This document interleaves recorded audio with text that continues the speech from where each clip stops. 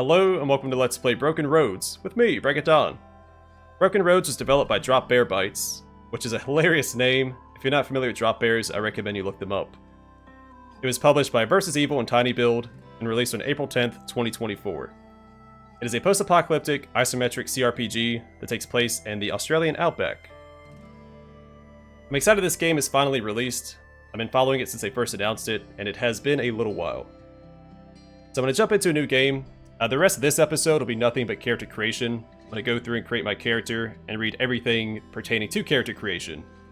So if that's not your bag of beans, feel free to skip ahead to the next episode where we jump into the game proper. But for now, new game. They thought ending the world would end the war. That much was passed down. Everything else has been lost.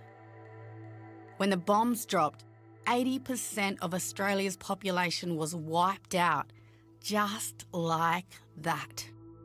Those who weren't immediately vaporized carried the radiation inland, poisoning all the pretty places they crawled to.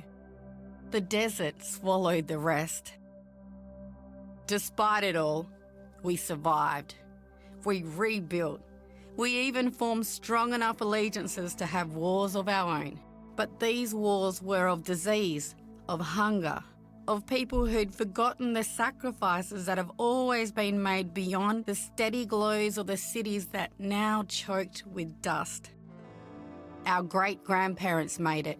We will too. All it takes to thrive in this new world is guts, grit, and hard yakka. That's where you come in. Okay, we select our origin first. We have 4 options. Hired gun. You grew up with a gun in your hand. If you wanted to eat, you shot what your parents told you to shoot. Starvation is a powerful motivator. It was that simple. They hired you out when you were in your teens, telling clients that a hungry kid shoots better. After a few years, you worked up the courage to run away. You crossed the Outback to make a new life for yourself. You even earned a bit of a reputation. That's why you weren't surprised when you were offered the possibility of a long-term gig with the scouts at Bally Hall. It's a mad world out there, and instead of trying to make sense of it, you've carved your place in it. You'll be darned if anyone thinks you'll just quit. You'll get +1 to awareness and strength, +10 to shooting mastery, and +5 to opportunist. Surveyor. The wide open places call to you. They always have. You spent nights under the stars as a child, your parents teaching you about constellations, the plants, the animals. The first time you learned how to use a compass, you were hooked.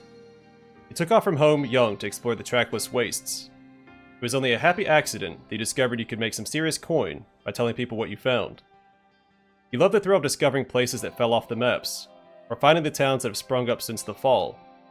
It's almost as good as getting paid when you tell some new client what you found. The world is a treasure waiting to be found. You're just the map maker to reveal its secrets. Get +1 to awareness and intelligence, +10 to vigilance, and +5 to punt. Barter crew. You spent your earliest years riding the back of a barter crew's wagon, traveling all across Western Australia, from Boddington to Bonnie Rock.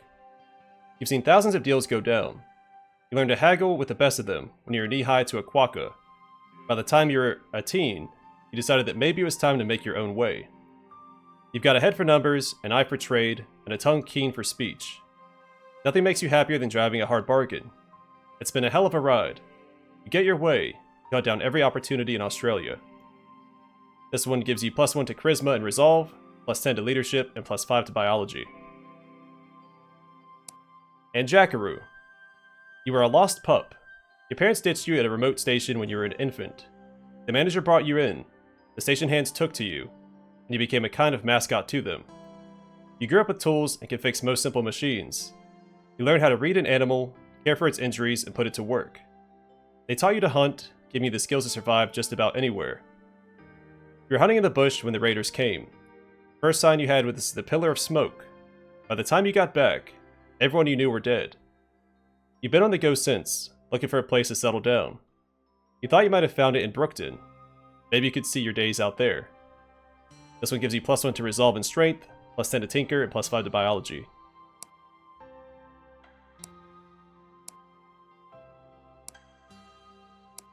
I think I'm going to go with Jackaroo. I like the bonuses to resolve and strength. Tinker and biology, not as much, but I think these are more important. On our appearance, we have a few options here. And I'm going to go with this guy. And our name will be Crocodile Dundee. Little reference to Crocodile Dundee. If you haven't seen the movie, I highly recommend it. Introduction to the Moral Compass. The Moral Compass shows a 360-degree view of possible dialogue options, attitudes you can hold, decisions that you can make throughout your journey. It is divided into 4 parts: utilitarian, nihilist, Machiavellian, and humanist, with the golden arc representing your worldview often overlapping different quadrants. Where a decision lies is not always clear-cut, and the borders matter. It's entirely possible to be a utilitarian focused on the greater good for all, to suit options in that quadrant close to the humanist border. Likewise, you can be within the utilitarian quadrant, but tending far more to focus on the interests of your own group, with decisions tending towards the Machiavellian border.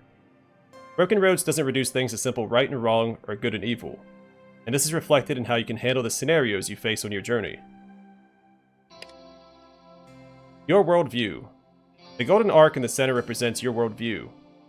Each decision you make can affect your position on the compass, rotating the worldview slightly towards the decision you have made. At the center of the compass are the brightly illuminated areas of moral tendencies, which allow your character to make lower-level moral decisions or expressions of ideas that would otherwise fall outside of their worldview. Note that the further a decision is from the center of your worldview, the larger impact it will have on shifting it. Plus, the more decisions you make close to the center of your worldview, the more narrow-minded you will become, allowing you to make higher-level decisions. Conversely, selecting a wider range of choices will make you broad-minded, often allowing more options and making certain higher-level decisions and moral traits, perks unique to characters of a particular alignment that can affect dialogue or combat skills, unavailable. I like this. It's a little give and take. You have to weigh both options. So far, it sounds like a good system. Alright, the 4 moral quadrants. Humanist. Each person's dignity matters most. I choose all meaning and thus what matters. But what is inalienable is that every person has worth. For the humanist, each person's dignity matters most, simply through existing as a being experiencing the world. Utilitarian. Everyone's happiness combined matters most. The greatest good for the greatest number. I believe that everyone's happiness combined matters most, and thus can justify causing harm or suffering depending on the outcome.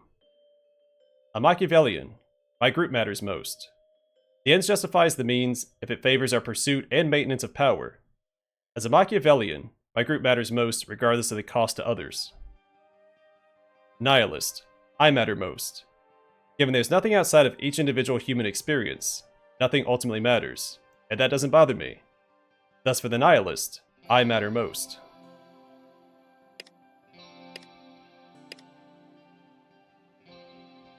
I do like when character creators have a quiz section. Now, you have an option to turn off the moral identifiers for each option here. Now, I may do that as we play through, but I don't think it's going to affect my decisions. So question 1. You and your crew are hacking through the bush when you hear screams off to your right. An wary bloke stepped on some mating death adders, and he and the Sheila who pulled him back have both been bitten. They're in for an excruciating death, unless you can help them. The problem is, you've only got 1 dose of antivenom. So the humanists, give them both half a dose. It's possible that it will be insufficient, but it's better than simply letting them die. Nihilist, save it for yourself. It's breeding season, so there'll be more snakes around. Utilitarian, give one of them the antivenom and put a tourniquet on the other's leg, and leave to get help right away. A Machiavellian, give it to the bloke, as he is the more senior of the two. Remember that you saved his life, and it could benefit you later. You'll go with option 3. I give one of them the antivenom and put a tourniquet on the other's leg, and leave to get help right away. After a series of raids on caravans passing near your home, you put together a scouting party. You've caught a bandit leader and one of his raiders. The leader pleads for release, pledging to comply with your terms. Do you free him? The Nihilists execute them both on the spot, better not to have that kind of headache. Utilitarian. Take him back to town to stand trial. This is not your call to make. Humanist. Escort them far away, warning that if you catch them here again, they're dead. The Machiavellian. Tell him that you'll let one of them go free, him or his raider. He gets to choose which one lives. I think Utilitarian once again. Take him back to town to stand trial. This is not your call to make.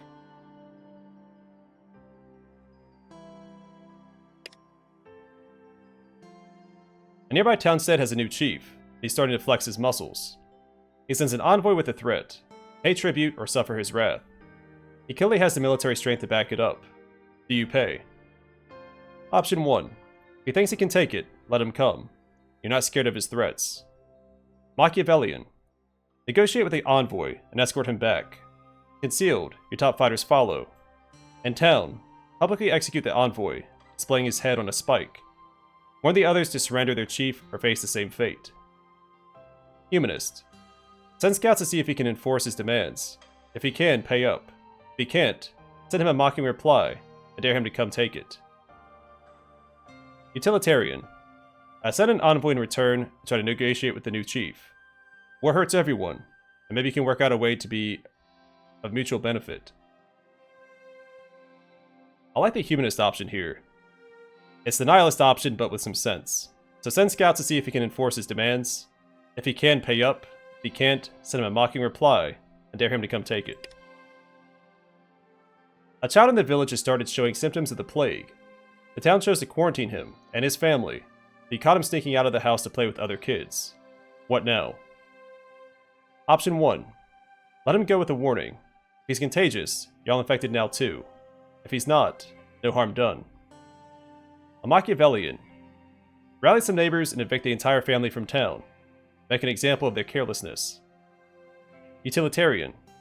Send him back to his house under careful guard. The whole family will have to leave town if they continue to put everyone at risk. And humanist.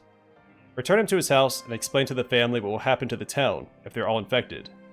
Make them see reason.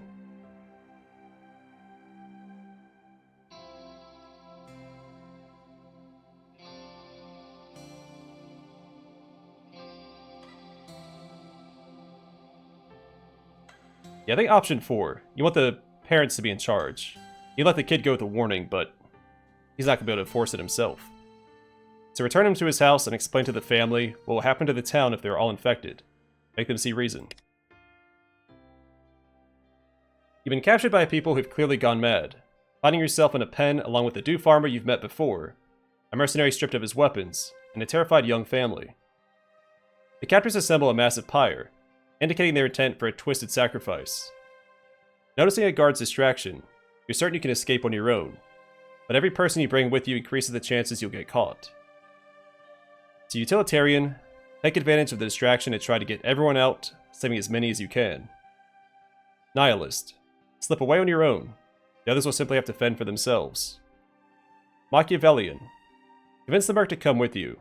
The Dew farmer can likely find his own way out, but the family will be nothing but a liability. Humanist, get the family out first. The other captives should be able to handle themselves. Yeah, definitely Utilitarian. Take advantage of the distraction to try and get everyone out, saving as many as you can. You discovered a cache of pre-apocalypse supplies in an abandoned farmhouse. You can't carry it all back on your own, so you enlist a few friends from town to help. When you return to the cache, you find a group of emaciated scavengers in the process of looting the place for themselves. You let them take the supplies. Nihilist. No way. Threaten the scavengers, and if they don't hand over the supplies, kill them. Machiavellian. Let them take the supplies, but secretly follow them back to their home. Once there, you can loot their other goods and kill them all. Jeez. Humanist. Let them go. They're starving, and clearly need the supplies more than you do. Plus, they had no way of knowing you found them first. Utilitarian. Tell them you found the place first, and offer to split the takings. Better to get less than you wanted than to spill blood or get nothing at all. So how do we know they didn't find it before we did? And they came back with their friends after we came back with our friends? Or I guess right before we came back. I guess we have to take the question at face value. Let's go with option 4. So tell them you found the place first and offer to split the takings. Better to get less than you wanted than to spill blood or get nothing at all. Attributes and skill trees. There are 6 attributes in Broken Roads: strength, agility, resolve, awareness, intelligence, and charisma. Attributes are the basis from which skills and other statistics are derived. Each skill tree's starting values are calculated from 2 attributes: fortitude, strength and agility, temperance, resolve, and awareness, wisdom, intelligence, and charisma. Each origin story comes with unique bonuses. For Hired Gun, those are +1 to strength and awareness, for a minimum of 2 in each attribute, +10 to shooting mastery, and +5 to opportunist. And the example to the right, with 8 in resolve and 13 in awareness, all skills in the temperance tree start off at 21. Shooting mastery has a bonus of 10 from the Hired Gun's background. In combat, movement points are derived from agility and strength, while action points are determined by agility and intelligence. Keep that in mind when distributing attribute points. And the Punt Skill. One of the unique skills in Broken Roads is the ability to have a punt, essentially taking a risk on something uncertain. Your player character has a pool of punt points, or PP, they can draw on if they need to attempt a skill check that they fall just short of, or if they want to increase the accuracy of a particular attack in combat.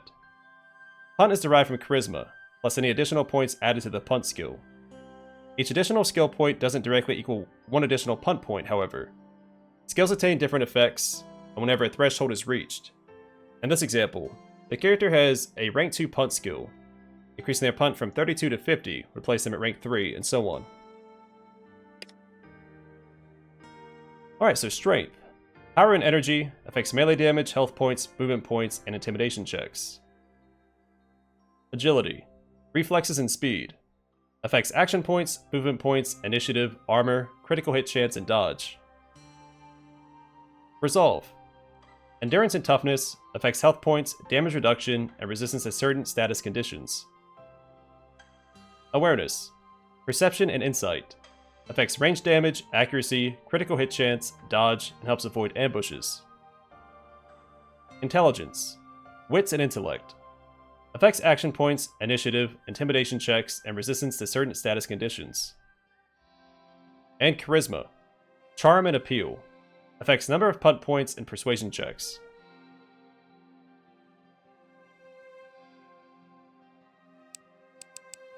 So we can reduce them down to 1. We had 10 points to spend.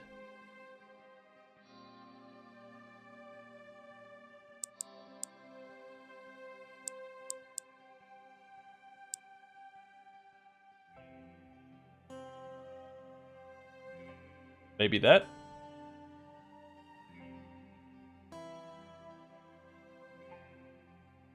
How far up can we go?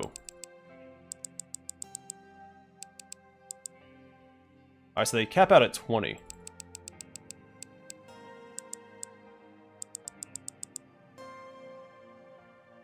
So I wonder if they cap out at 20 in just the character creation, or if that's the max in the entire game.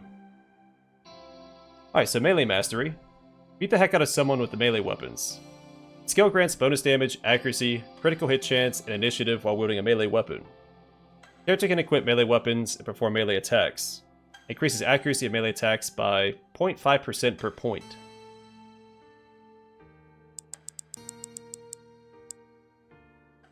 And at 25, characters gain plus 10% damage with melee weapons. I'll leave that there. A Barbican. A shrug off damage like a brick outhouse. Assume a defensive stance, gaining immunity to being flanked until this character's next turn. Active ability. So assume a defensive stance, reducing incoming damage by 0.5% per point of Barbican. Ends character's turn. Unspent AP reduces incoming damage by 2% per point remaining. Opportunist. Up yourself to a free swipe at enemies during a runner. A chance to make an attack on enemies moving out of melee range. Opportunist starts with minus 50% penalty to accuracy, and every point you add gives plus 1% to accuracy. So 50 Opportunist results in a 0% penalty advantage. While this character is equipped with a melee weapon, they can make an attack on enemies attempting to move out of melee range. Throwing. Chuck stuff further. Okay. A throw eligible item from a utility slot. Thrown distance increases by 0.2% per point. Shooting Mastery. Make every shot count for you, not them. Bonus damage, accuracy, and critical hit chance while wielding a ranged weapon. Increases accuracy of range attacks by 0.5 per point of Shooting Mastery. Deadeye. Take the time to line up your shot. Make an attack with a bonus to accuracy. Each point in Deadeye increases the accuracy of the skill by 0.5%, plus 5% accuracy, and plus 3% accuracy per additional AP spent. Vigilance. Keep your finger on the trigger and your eyes down your sights. Prepare an attack and fire on the first enemy who moves within range. Levels 1 through 100 increases accuracy of this ability by 0.2% per point. Each level above 100 increases accuracy of this ability by 0.5%. While equipped with a loaded ranged weapon, this character spends 3 AP plus their remaining AP to prepare an automatic attack on the first enemy who moves within a chosen 100-degree arc. The attack is made with a plus 5% bonus to critical hit chance. Each unspent AP grants plus 1% accuracy bonus, ends character's turn. Drunken Master. You can handle your liquid courage and use it in a scrap. Gain a number of bonuses from consuming alcohol. While tipsy, drunk, or blackout drunk, increases the damage this character's attacks deal by 0.2% per point. Biology. You know what makes people tick physically. Use restorative items from utility slots to heal and revive allies. Each point of biology increases the effectiveness of healing items by 1%. Leadership. Set an example for those around you. Each level in leadership adds 1% chance that all companions gain +1 initiative at the start of combat. Punt. Take a chance at a challenge beyond your usual capabilities. In combat, spend punt points to increase accuracy of attacks. Out of combat, spend punt points to attempt to pass a skill check that is just out of reach. Higher ranks increase the amount of and effectiveness of punt points. Each point spent in punt increases the character's critical hit chance by 0.2%. In combat, increase the accuracy of attacks by 5% per punt point spent. And Tinker. Use swanky devices and understand what Cole is on about. Grants use of 2 utility slots for healing items or beer. Alright, so I have 19 points to spend. I'm going to do leadership up to 25. The character selects an enemy to afflict with the marked condition, giving allies plus 20% damage and accuracy while attacking this enemy. Base success rate is 50%, and gain a permanent +1 initiative. And 7 more points to spend. I'm thinking Barbican. But Punt sounds like it'd be useful too. Maybe 2 points there and then 5 points here. I'm not sure how much we should spread out our skill points, but I'm happy with that for now. Alright, and there's our character. Crocodile Don D is ready to start his adventure in the next one. Thanks for watching. Hope to see you guys next time.